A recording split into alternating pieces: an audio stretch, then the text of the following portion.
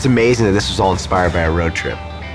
Doug Tompkins and 3 friends traveled from California and all along the Pan American Highway down to the southern tip of Chile, exploring for new waves and climbing and skiing along the way.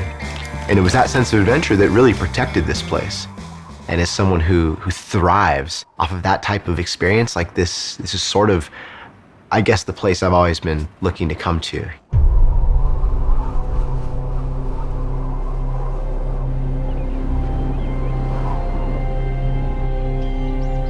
You can't come to Patagonia without being exposed.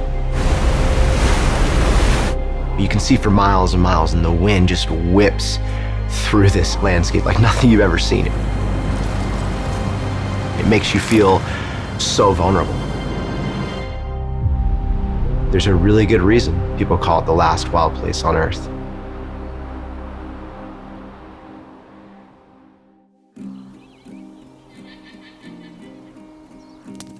I knew that for this assignment I needed a light kit that I could bring anywhere, whether it was on the glacier or going on a kayak or climbing or whatever. And then I knew that the aerial perspective of this place was critical. So I brought with me DJI's newest lightweight drone, the Mavic Air, which is just something I could throw in my bag and it wouldn't take up any space.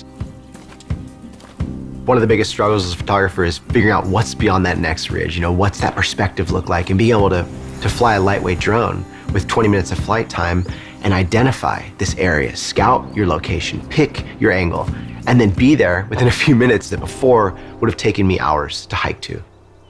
I mean, any good storyteller knows that it's not enough just to be on the sidelines. You have to be immersed in these projects. You have to experience them for yourself. We're halfway up a death slab of loose rock. We don't really know what we're getting ourselves into. For me, one of the most important things is not being weighed down by tons of gear. And I didn't want to sacrifice my image quality, and so bringing the Mavic Air allowed me to really have the best of both worlds. 12 megapixel sensor and something that can shoot 4K 30 frames per second at 100 megabits is amazing for me as a storyteller to help really bring that vision to life. When I was shooting the kayakers running over this waterfall, I know I'm literally going to have a second to make it work. And I mean, let's be honest, I'm not a drone pilot. I'm a photographer and a storyteller. So by using this drone that has incredible obstacle avoidance, it's so user-friendly, I can put it in the air and not worry about having to be an amazing pilot. For me, I can focus on the action because that's the thing that's really going to help me tell the greatest story.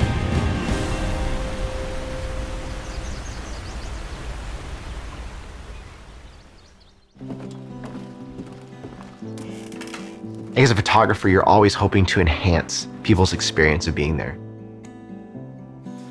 This is the reason why Doug loved to fly, because he fell in love with these parks, flying his Husky over these beautiful mountains and lakes. And it's the fact that now in a lightweight kit, you could have a similar experience. I mean, we live in a special time.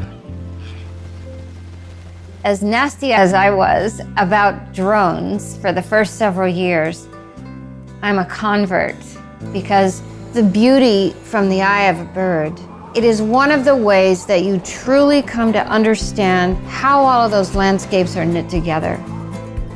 I want the maximum number of acres around the world to be conserved and loved. And this kind of technology is an unbelievably beautiful translator toward that. We may call Patagonia the last wild place on Earth, and as romantic as that may sound, I think in many ways it's a wake-up call.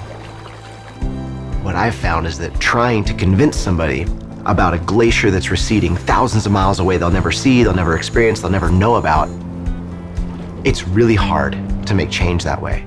So I guess I'd hope through my photographs, my videos, my stories, I can help share that message in a more intimate way.